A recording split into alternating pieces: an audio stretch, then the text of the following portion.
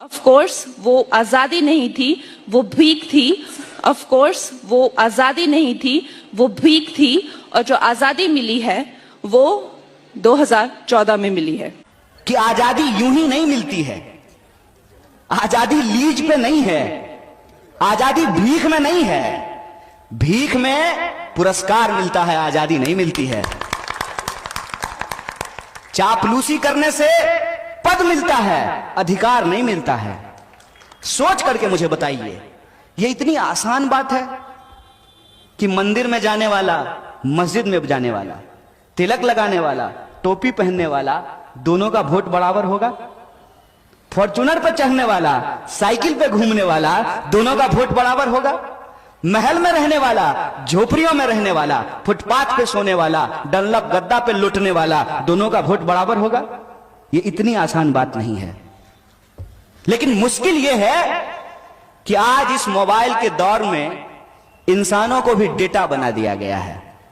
लोग Facebook post करते हैं और ये गिनते हैं कि कितना लाइक हुआ है। इंसान नहीं गिन रहे हैं, नंबर गिन रहे हैं। हम नंबर नहीं हैं, हम इंसान हैं। और ये जो आज हमको नंबर बनाने की कोशिश की जा रही है, 85%, 15%, ये नंबर है। और उस नंबर बनाने का जो साजिश है, उसका जो खतरा है, उसको हमको समझना चाहिए कि कोरोना में जब लोग मर रहे थे तो सरकार नंबर गिन रही थी। यह नहीं कह रही थी कि घर में अगर एक कमाने वाला है, उसको कोरोना हो गया है, उसकी कोरोना से मौत हो गई है, तो पूरा का पूरा परिवार बिलख रहा है। वो एक नंबर नहीं है। उस इंसान के भीतर भावनाएं हैं, उस इंसान का वजूद है, उस इंसान का इतिहास है, उस इंसान की विरासत है, उस इंसान की पहचान है। वो एक नंबर नहीं है। वोटों के इस खेल ने, नोटों के इस खेल ने सिर्फ इंसानों को इंसानों से जुदा नहीं किया है, उनको नंबर बना दिया गया है। हमको नंबर नहीं होना है, हमको नागरिक होना है। देश जब 1947 में आजाद हुआ था तो हमने अंग्रेजों से अपना देश इस शर्त पे वापस लिया था कि इस भूभाग पे रहने वाला हर इंसान, चाहे हिंदू हो या मुसलमान, वो इस देश का नागरिक था, है और रहेगा। इस बात पे सहमति हुई थी। हमने जो संविधान स्वीकार किया, संविधान सभा ने जो संविधान तैयार की, उसमें सबको बराबरी का अधिकार दिया गया, सबके वोट बराबर किए गए, महिला पुरुष के वोट बराबर किए गए। आप सब इस बात को जानते हैं। आज भी आपके और हमारे घरों में महिलाओं के अधिकार बराबर नहीं हुए हैं, लेकिन संविधान ने महिलाओं का अधिकार बराबर करके रख दिया। ऐसा नहीं है कि मेरा वोट एक है और मेरी माताजी का वोट आधा है, उनका वोट भी एक है। ऐसा नहीं है कि मेरे भैया का वोट एक है और मेरी दीदी का वोट आधा है, ऐसा नहीं है।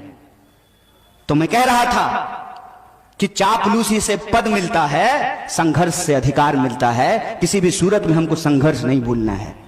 और ये जो आज हमको मिला है, ये हमको लोगों की कुर्बानियों के बदौलत मिला है।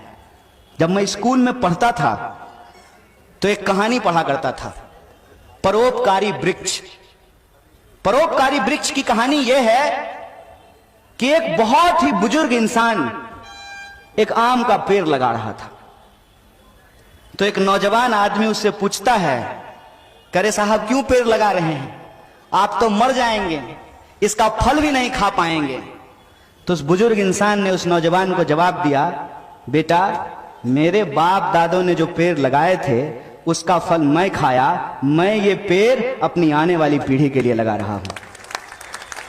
सवाल जब हम उठा रहे हैं कि आजादी के आंदोलन में जिन लोगों ने हिस्सा लिया, जिस विरासत को बचाने की कोशिश की गई, जिन अधिकारों को सुरक्षित किया गया, उस अधिकारों को बचाना इसलिए जरूरी है कि उसका फायदा जो हमको मिला है, हमारी आने वाली पीढ़ी का यह हक है कि उससे ज्यादा फायदा उसको मिले, और वो फायदा उनको मिले, वो फायदा हम उनके लिए सुनिश्चित कर सकें। ये जिम्मेवारी आज हमारे कंधे पे है। वरना यह सवाल आने वाली पीढ़ी पूछेगी कि सिर्फ कारवां लूटने वाला जिम्मेवार नहीं होता है, कारवां लुटाने वाला भी जिम्मेवार होता है।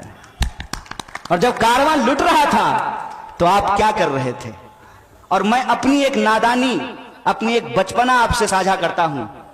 जब मैं स्कूल में पढ़ता था उस वक्त दूरदर्शन था। पूरे गांव में गिनती के पूरे मोहल्ले में 2 टीवी हुआ करते थे और उस टीवी पे दोपहर को 2:30-3 बजे एक सीरियल आया करता था। उस सीरियल का नाम था युग, जिसके टाइटल सॉन्ग में कहता था युग बदला बदला हिंदुस्तान। जब वो सीरियल में देखता था, एक दिन बड़े भोलेपन से मैंने अपनी दादी को पूछा कि दादी, जब गांधी जी देश के लिए लड़ रहे थे तो दादाजी क्या कर रहे थे? और वो सवाल मुझे आज तक याद है, वो सवाल मुझे आज तक याद है। और मैं उस सवाल को याद करके ये सोचता हूं कि कल को आपकी नस्लें भी पूछेगी कि जब देश लुट रहा था तो हमारे घर वाले क्या कर रहे थे। आपको यह तय करना है, जिनको देश बेचना है वो भाजपा के साथ जाएं और जिनको देश बचाना है उनको कांग्रेस के साथ आना पड़ेगा। और मैं एक राजनीतिक पार्टी के तौर पे यह आह्वान नहीं कर रहा हूं। आजादी का आंदोलन जिस पार्टी ने लीड किया है, आजादी के आंदोलन की जो विरासत है, उस विरासत के आधार पे जो संविधान की रचना हुई है, और उस मंत्रिमंडल की खासियत देखिए। पंडित जवाहरलाल नेहरू देश के पहले प्रधानमंत्री हैं। वो इतने सहिष्णु थे कि उसी मंत्रिमंडल में डॉक्टर बाबा साहब भीमराव अंबेडकर भी थे और श्यामा प्रसाद मुखर्जी भी थे। और आज एक आदमी बड़बोलेपन में खरीदे हुए मीडिया के सामने खड़ा होकर के कहता है कि आज की परिस्थिति होती तो संविधान नहीं लिखा जा सकता है।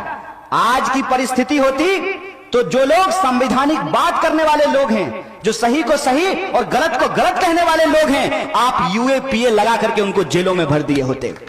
आपको शुक्रगुजार होना चाहिए इस देश के आजादी के आंदोलन का, आपको शुक्रगुजार होना चाहिए इस देश के संविधान का कि आप कहते हैं, चलिए हम मान लेते हैं, आप कहते हैं कि हमने चाय बेची, हालांकि हम आपको रेलवे बेचते हुए देख रहे हैं।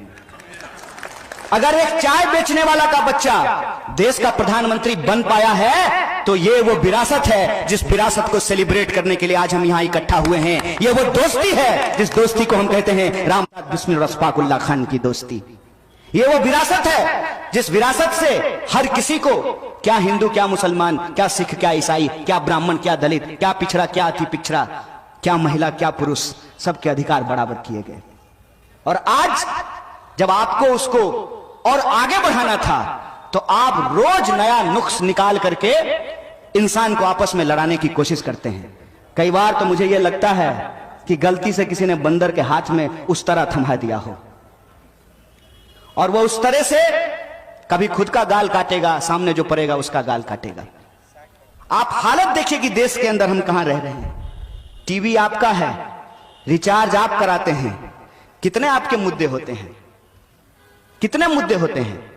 बिहार का चैनल देखते होंगे ना, बताइए कि बिहार के कितने मुद्दे, आपके जिले के मुद्दे, जिस चैनल को आप दिन रात देखते हैं। 300 रुपया कितना का रिचार्ज होता है सुशील भाई टीवी में? 399। 400 रुपया खर्च करके जो आप टीवी देख रहे हैं, वो जो आपका सिवान का टूटा हुआ पुल है, दिखाया है कोई चैनल? दिखाया है कोई चैनल? फिर जो आपका मुद्दा दिखाना बंद कर दिया है, आप उसको देखना क्यों नहीं बंद कर देते हैं? टीवी में दिन रात मुर्गा लड़ाई चलता है। और मैं हाथ जोड़ करके आपसे निवेदन करता हूं कि अगर मुझे किसी विरासत से जोड़ना है तो गांधी की विरासत से जोड़िए, मुझे गोडसेवादियों से मत जोड़िए।